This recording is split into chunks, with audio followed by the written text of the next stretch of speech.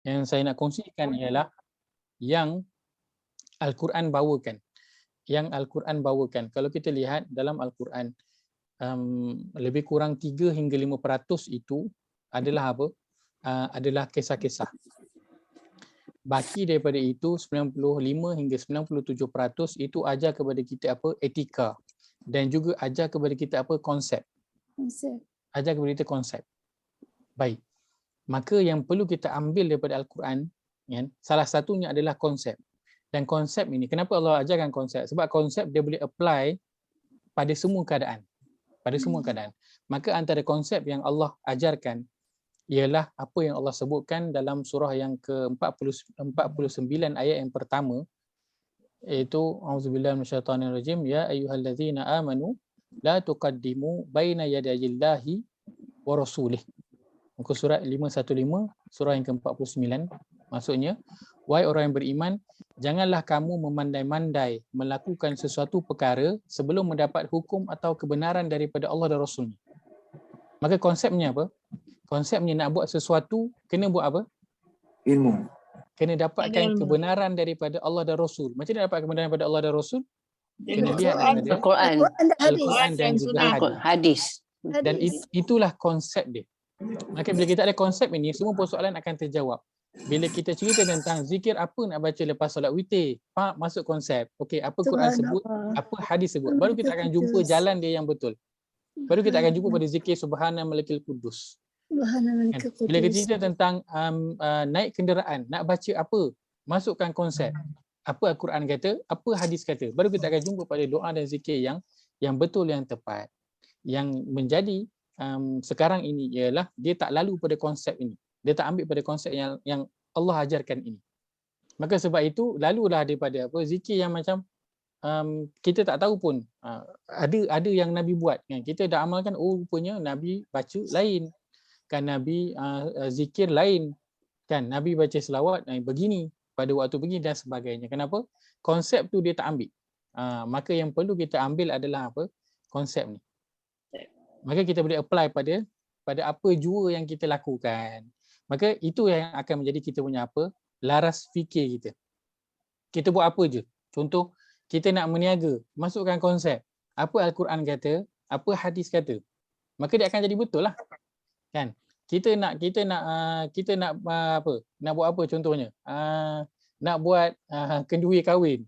Kan? Masukkan konsep. Apa Al-Quran kata, apa hadis kata. Baru dia akan jadi betul. Maka yang kita terlepas pandang adalah pada konsep ini, iaitulah nak memasukkan, mendahulukan. Allah kata jangan memandai-mandai melakukan satu perkara sebelum mendapat kebenaran daripada Allah dan Rasul. Maksudnya sebelum kau semak daripada Al-Quran dan juga hadis, ada tak? Kalau dah tak ada, lepas itu barulah pergi kepada yang bawah-bawah itu yang lain. Yang masalah kita ialah kita terus pergi kepada bawah, kita tinggalkan yang atas, maka kita telah memandai-mandai dalam urusan agama kita. Kalau kita kata, Ustaz, siapa kita ni tak layak untuk nak terus pergi pada Al-Quran dan hadis. Kesemua imam mazhab kita yang 4, kesemuanya keluarkan hukum ataupun mazhab mereka, pendapat mereka itu berdasarkan apa? Al-Quran dan hadis. Dia Ustaz, saya nak sebut sikitlah. Silakan. Imam yang 4 ni, dia orang ni memang pada satu hadis tu ataupun satu ayat Al-Quran tu, tapi pandangan dia berbeza. Itu yang kadang ada yang cakap macam ni, orang lain kata macam ni, orang lain macam ni. Itu yang buat orang confused. Tapi separuh, kalau yang tak mengkaji 4 punya pendapat tu, dia orang memang ambil satu, yang ni haram. Yang ni apa dia orang kata? Betul. Apa bid'ah. Itu yang timbul tu. Tapi Betul. dia lupa yang ulama ni yang menjaga Quran dan hadis ni, dia orang yang menjaga semua ni, dia orang yang jadi semua hukum-hukum tu dia tak keluarkan jam tu aja, dia orang akan ambil daripada Al-Quran dan hadis, tapi katalah satu ayat tu pandangan mereka dari sudut sini, yang sini dari sudut sini, yang satu tu dari sudut atas pula kan. Kira banyak sudut kan. Tapi memang dia orang pakai lain-lain kan, macam sentuh tak boleh, apa semua tak boleh, ada sembahyang semua kan, imam-imam lain kan. Tapi kalau orang yang tak belajar, dia ingat satu je, dia keluar. Kadang ustaz-ustaz yang baru ni pun tak boleh nak cakap sangatlah. Kadang dia mengaji macam tak habis lah rasanya kan. Dia kata ini haram bid'ah. Tapi dia tak faham macam mana hukum itu sendiri dikeluarkan. Dia keluarkan. Betul. Jadi kita Betul. tak boleh nak terus kita kadang dia kata orang ni memandai-mandai buat macam ni bid'ah. Tak boleh, kita tengok dulu. Betul. Kita Maka kena sebab ikut itu pegang. kan. Betul. Setuju je Nurul. Maka sebab itu bila kita pegang pada satu konsep yang sama, selesai masalah. Itulah apa? La tuqaddimu baina yadillah. That's Jangan why kita indahnya memandai-mandai. berilmu. Indahnya berilmu. Empat apa pahaman apa tu? Empat pegangan di mazhab yang terbesar tu kita kena, kalau kita pandailah, jadi kita tak salahkan yang ni, tak salahkan sana. Betul, setuju. Dia Setuju. betul kan tidak kan? Macam tu. Betul. Maka dalam hukum hakam kita pergi kepada yang empat ini. Dan kita cerita. Tapi kan Ustaz, masalahnya kadang ni orang ni membelakangkan apa ni? Mazhab. Kan dia orang tak payah pakai mazhab, direct pada Nabi lagi bagus kata dia orang kan. Itulah yang banyak berlaku sekarang. Nabi tak buat kata dia. Tapi kalau ikut mazhab ada yang buat, ada yang tak buat kan. Ya. Itulah Untuk hukum hakam sudah tentu kita kena berpegang kepada mazhab lah, sebab kita bukan orang yang ahli padanya kan. Cuma konsep yang kita nak kena, semua kita kena ada dan berpegang adalah apa? Tak ada boleh sesiapa yang boleh nak mendahulukan perkataan dia daripada Al-Quran dan juga hadis. Ini konsep dia. Maka sebab itu kalau bukan berkaitan dengan hukum hakam, contoh kita nak baca zikir kan, sudah tentu yang kita nak kena dahulukan adalah zikir apa? Zikir daripada Al-Quran dan juga hadis. Kalau kata kita tak merujuk kepada mazhab mana-mana pun tak ada masalah. Sebab apa? Dia memang mudah difahami direct. Lepas solat witir Nabi baca zikir ini kan, maka ambil tu direct daripada hadis. Terus kalau kita tak semak daripada mazhab pun, sebab ini bukan berkaitan dengan halal, haram, makruh dan sebagainya. Dia berkaitan dengan apa? Boleh difahami secara direct daripada hadis. Cuma orang yang kalau dia nak bawakan zikir yang lain daripada apa yang Nabi baca, dia yang kena bawakan rujukan dia, mana dia dapat perkara tersebut. Supaya apa?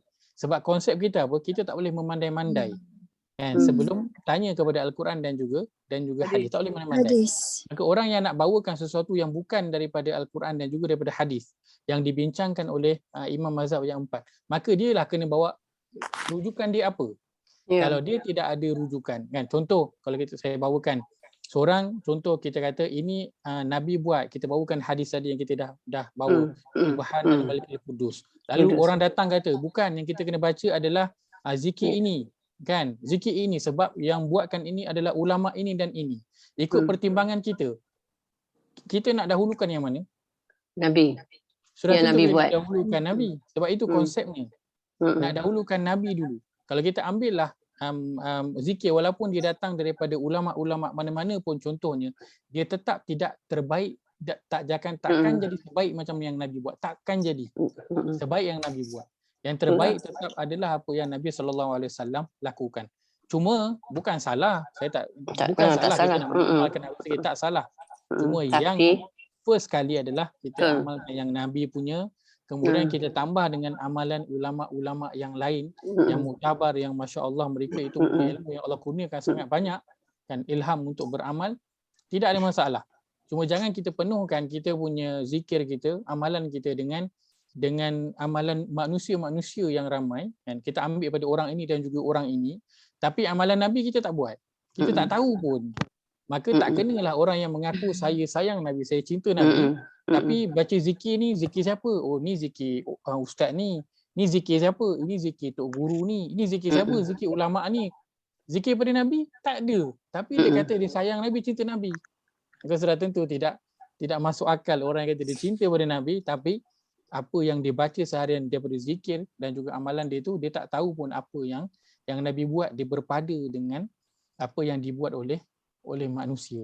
Maka itu yang Allah adukan kan, kepada Nabi adu kepada Allah bahawa umat dia ambil Al-Quran ni sebagai barang yang ditinggalkan. Maksudnya apa? Manusia pergi ambil perkataan manusia lain. Nak buat undang-undang, pergi ambil undang-undang manusia. Nak cara hidup, pergi ambil cara hidup manusia. Dia meninggalkan cara hidup dan undang-undang Al-Quran dan amalan Al-Quran. Itu maksud meninggalkan. itu maksud memandang remeh. Kan? Maka orang yang dia mengambil perkataan manusia, amalan-amalan manusia ini, walaupun siapa pun manusia itu, lalu meninggalkan amalan dan zikir Nabi SAW, maka dia sebenarnya sedang meninggalkan Nabi, memandang rendah, memandang remeh kepada Nabi SAW, walaupun dia mengaku dia cinta kepada Nabi SAW. Ustaz, saya nak menyentuh Silakan. sikitlah Ustaz. Pada Silakan. saya, ini dari segi penguasa lah, pihak penguasa. Maksud saya dalam hal agama ni lah, pejabat mufti, tiap-tiap negeri, walaupun memang tiap-tiap negeri ada mufti dia masing-masing kan, so dia kata kuasa dekat pihak negeri, tapi dia patut ada satu standard dan kita sebagai pengamal ni, kita cuma ikut aja apa yang diturunkan orang kata, refer kat pejabat mufti. So patutnya dia keluarkan satu SOP lah, standard. Okay, ni yang Nabi buat. This is a must. Lepas tu baru optional lah. Yang mana kalau kita ada optional. Tapi yang kita amalkan sekarang ni memang daripada turun-menurun dah. Kita buat tu memang semua buat macam tu. Maknanya pejabat mufti pun buat tu, kita ikut saja apa yang dia orang buat. Yang dalam buku, dibukukan lagi tu. Doa-doa dalam lepas witir semua kan. Kita ingat yang itulah yang diiktirafkan oleh pejabat mufti, dan kita rasa itu yang terbetul sekali. So barulah sekarang ni, baru bila kita kupas-kupas, hadis kata ini yang Nabi buat. So saya tak faham macam mana boleh jadi macam tu. Padahal dia orang tu pakar-pakar dalam tu. Ya. Mufti pun tiap-tiap negeri lain mufti. Itu saya kepala dia pun tak satu. Think tank kita ni lah patut keluarkan satu SOP macam WHO kata ini semua ikut. Kena 2 booster, 2 booster, masuk 3 booster, masuk 3. Kita pun ikut ajalah. Walaupun banyak orang anti kan, tapi kita rasa itu yang dia orang dah research pada kita lah, dah ada research, dah ada R&D dia. Orang dah buat. Jadi kita harapkan pejabat agama ni lah dia macam tak WHO. Boleh pakai tak boleh pakai fatwa negeri dah, kena pakai fatwa negara. Fatwa negara. Lepas tu saya dengar juga dia dah refer ke pejabat seluruh dunia lah, pergi refer Arab Saudi lah, pergi ni. Saya rasa dia macam ada think tank lah juga perkara ni. Bukan dia orang tak buat, saya rasa dia buat. Tapi benda yang macam ni kan, macam malam ni yang Ustaz cakap ni, pada saya lain pula yang kita selalu buat. Kita dah buat bertahun-tahun. Mufti pun bercanggah, mufti pun bercanggah. Itulah saya faham. Saya memang selalu kata kenapa pejabat agama ni yang paling complicated saya nampak. Tawasul tu haram. Ya, tapi yang sebenarnya dalam mazhab Syafi'i, sebenarnya kita ni kan, Sahih Al-Bukhari dan Sahih Muslim, kita semua pernah dengar dan kita semua tahu. Ini adalah 2 kitab hadis yang paling sahih yang datang selepas daripada Al-Quran. Kedua-dua kitab hadis ni siapa pensyarah dia? Siapa yang tukang syarah? Sahih Al-Bukhari disyarahkan oleh namanya Ibnu Hajar Al-Asqalani. Kita familiar kan? Yes. Kita familiar. Sahih Muslim disyarahkan oleh Imam An-Nawawi. Kita familiar? Familiar nama dia. Kedua-dua kitab hadis yang sangat besar ini disyarahkan siapa? Ibnu Hajar dan juga Imam An-Nawawi ni. Mazhab mana? Syafi'i. Dia ulama besar mazhab Syafi'i. Tapi yang menjadi keheranan kita ialah kenapa zikir, saya sebut secara khusus lah sebab kita tengah bincang tentang zikir kan. Kenapa zikir kita, antara zikir lepas solat witir, zikir lepas solat kita agak berbeza dengan apa yang ada dalam Sahih Bukhari dan juga Sahih Muslim yang disyarahkan oleh 2 ulama besar mazhab Syafi'i. Itu yang saya kata pandangan dia agak berbeza. Kan kenapa? Sebab hadis ini diambil direct dari Nabi, kita tak perlu pun kepada syarah. Contoh saya sebutkan, Nabi sebut dalam hadis, ya gulam samillahu ta'ala wa kul biyaminika wa kul mimma yalik. Wahai anak, ketika nak makan bacalah bismillah dan makanlah dengan tangan kanan. Boleh faham tak? Perlu rujuk tak mazhab Syafi'i cakap apa? Tak payah. Tak perlu rujuk sebab dia direct boleh faham. Nabi kata baca bismillah, makan tangan kanan. Perlu ke nak rujuk mazhab Syafi'i terangkan? Makan tangan kanan itu adalah maksudnya makan dengan tangan kanan, bukan dengan tangan kiri. Perlu tengok tak syarah? Tak perlu tengok. Direct pun boleh faham. Sebab itu tadabbur dia tak perlu kepada tengok tafsir, kita boleh tengok pada terjemahan sahaja, tapi dia ayat yang tak berkaitan dengan hukum hakam. Tak berkaitan dengan hukum hakam. Macam boleh difahami dengan direct. Baca bismillah, makan tangan kanan, direct. Bila hadis kata Nabi lepas solat baca subhana malikil kudus, direct tak? Direct. Nabi kata, para sahabat cerita, lepas solat Nabi akan baca Allahumma antas salam wa minkas salam. Tabarak tayazal jalal wa ikram. Direct tak? Direct. Lepas solat Nabi baca ayat kursi, direct tak? Direct. Tak perlu pun kita nak pergi buka. Yang kita nak melihat kepada mazhab adalah apa? Perkara-perkara yang berkaitan dengan hukum. Cara nak solat, cara puasa. Yang ada grey lah. Yang hukum-hukum itu memang kita kena rujuk pada mazhab. Kita nak solat macam mana, ikut cara Nabi berdasarkan mazhab Syafi'i macam mana. Yalah. Makan makanan itu ada halal haram, kena. Kan nak makan ketam, mazhab Syafi'i boleh. Kan mazhab lain ada yang kata haram makan ketam. Mazhab lain ada yang kata makan buaya boleh. So itu berkaitan dengan halal dan juga haram. Tapi perkara yang berkaitan dengan amalan yang direct yang boleh ambil, macam zikir, macam doa Nabi, itu direct boleh diambil. Dia tak perlu pun kepada okey hadis ini, zikir ini harus diamalkan, zikir ini tak boleh amal. Tak, dia direct dia boleh. Lagi-lagi hadis daripada Bukhari dan juga Muslim. Itu adalah sahih.